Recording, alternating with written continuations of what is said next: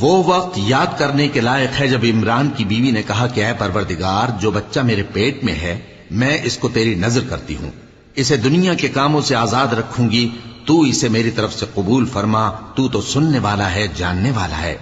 پھر جب ان کے ہاں بچہ پیدا ہوا تو کہنے لگی کہ پروردگار، میرے تو لڑکی ہوئی ہے، جبکہ اللہ خوب جانتا تھا جو ان کے ہاں ولادت ہوئی تھی، اور نہ ہوتا لڑکا مانند اس لڑکی کے۔ اور کہنے لگی میں نے اس کا نام مریم رکھا ہے، اور میں اس کو اور اس کی اولاد کو شیطان مردود سے تیری پناہ میں دیتی ہوں۔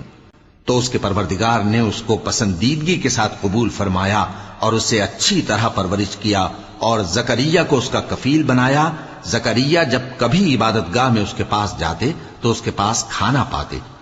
یہ کیفیت دیکھ کر ایک دن مریم سے پوچھنے لگے کہ مریم، یہ کھانا تمہارے پاس کہاں سے آتا ہے؟ وہ بولی کہ اللہ کے ہاں سے آتا ہے، بے شک اللہ جسے چاہتا ہے اور اگر اللہ لوگوں کو ان کے ظلم کے سبب پکڑنے لگے تو ایک جاندار کو زمین پر نہ چھوڑے، لیکن ان کو ایک وقت مقرر تک مہلت دیے جاتا ہے، پھر جب وہ وقت آ جاتا ہے تو ایک گھڑی نہ پیچھے رہ سکتے ہیں نہ آگے بڑھ سکتے ہیں، اور یہ اللہ کے لیے ایسی چیزیں تجویز کرتے ہیں جن کو خود ناپسند کرتے ہیں،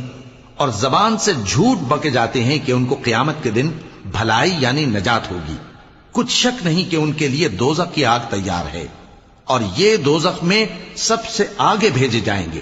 اللہ کی قسم، ہم نے تم سے پہلی امتوں کی طرف بھی پیغمبر بھیجے تو شیطان نے ان کے کرتوت ان کو آراستہ کر دکھائے، تو آج بھی وہی ان کا دوست ہے اور ان کے لیے عذاب علیم ہے۔ اور ہم نے جو تم پر کتاب نازل کی ہے تو اس لیے کہ جس بات میں ان لوگوں کو اختلاف ہے تم اس کا فیصلہ کر دو، اور یہ مومنوں کے لیے ہدایت اور رحمت ہے۔ اور اللہ ہی نے آسمان سے پانی برسایا، پھر اس سے زمین کو اس کے مرنے کے بعد زندہ کیا، بے شک اس میں سننے والوں کے لیے نشانی ہے۔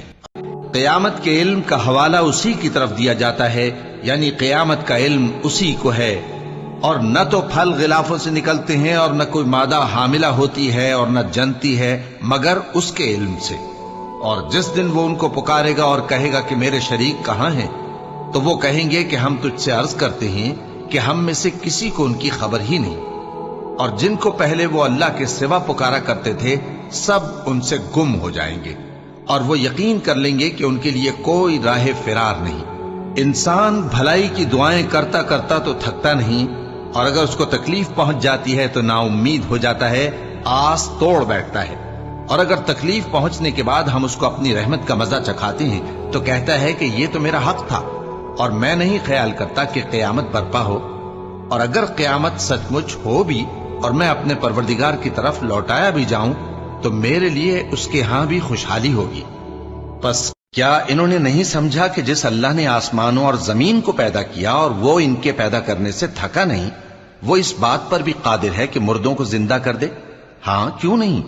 وہ ہر چیز پر قادر ہے۔ اور جس روز انکار کرنے والے آگ کے سامنے کیے جائیں گے تو ان سے پوچھا جائے گا کیا یہ حق نہیں ہے؟ تو کہیں گے کیوں نہیں، ہمارے پروردگار کی قسم یہ حق ہے۔ اللہ فرمائے گا کہ تم جو دنیا میں کفر کیا کرتے تھے تو اب اس کی وجہ سے عذاب کے مزے چکھو۔ پس اے نبی، جس طرح اور عالی ہمت پیغمبر صبر کرتے رہے ہیں اسی طرح تم بھی صبر کرو، اور ان کے لیے عذاب جلدی نہ مانگو۔ جس دن یہ اس چیز کو دیکھیں گے جس کا ان سے وعدہ کیا جاتا ہے تو یہ خیال کریں گے کہ گویا دنیا میں رہے ہی نہ تھے مگر گھڑی بھر دن۔ یہ قرآن پیغام ہے جو پہنچایا جا چکا، سو اب وہی ہلاک ہوں گے جو نافرمان تھے۔